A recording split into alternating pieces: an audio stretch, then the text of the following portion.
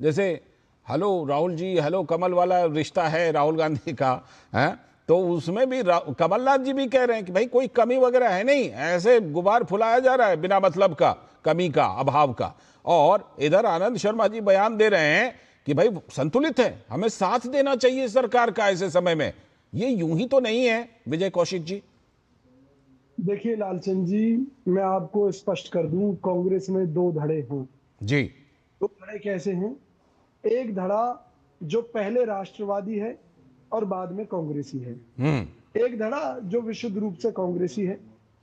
तो जो विशुद्ध रूप से कांग्रेसी हैं उनके लिए राहुल गांधी जी भगवान हैं, वो गलत हो नहीं सकते। राहुल गांधी जी की हर बात माननी पड़ेगी और माननी चाहिए, मैं खुद भी मानता हूं। और जो दूसरा धड़ा है जो राष्ट्रवादी, मैं ये मान के चल रहा हूं कि अभी राष्ट्रवादी नेता से मैं बात कर रहा हूं, है ना? ये आपका बड़प्पन है। जी जी जी। और सबसे बड़ी बात ये है कि जब मैं इस घर को, इस देश को अपना मानता हूं, तो मैं ये भी समझूंगा कि अगर इस देश में जूतम पैजार होगी, सिविल वार होगी या कोई भी प्रोपेगेंडा होगा, तो उससे नुकसान घर का होगा, देश का होगा, परिवार का होगा।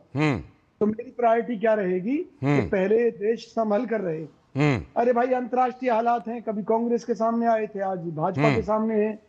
लेकिन अगर यहाँ पर जनता, जैसे आपको मालूम होगा, हर साल कितने ही लोग पानी की लाइन में, पानी भरने के चक्कर में लड़ाई झगड़ों में मारे जाते हैं। तो क्या आज इस देश को पेट्रोल डीजल के लिए, गैस के लिए अखाड़ा बना दिया जाए क्या? और इसमें कोई शक नहीं, कालाबाजारी है, लेकिन उसमें हमारा फर्ज ये बनता है कि हम एक नागरिक होते हुए, देश के राष्ट्रवादी नागरिक होते हुए सरकार का साथ दें। यही बात हमारे इन राष्ट्रवादी नेताओं ने कही है जी। और लेकिन जो राहुल गांधी जी की सोच है वो ये है कि अब एक मौका है, क्योंकि मोदी जी ने कहा था कि आपदा को अवसर बनाना चाहिए, तो अवसर बनाना चाहते हैं हमारे कुछ साथी से। वहीं कुछ साथी कहते हैं कि अगर अवसर बनाया तो देश में आग लग जाएगी, देश में सिविल वार हो जाएगी, इसका जिम्मेवार कौन होगा? और जब देश नहीं रहेगा तो हम ही कहां शासन करेंगे?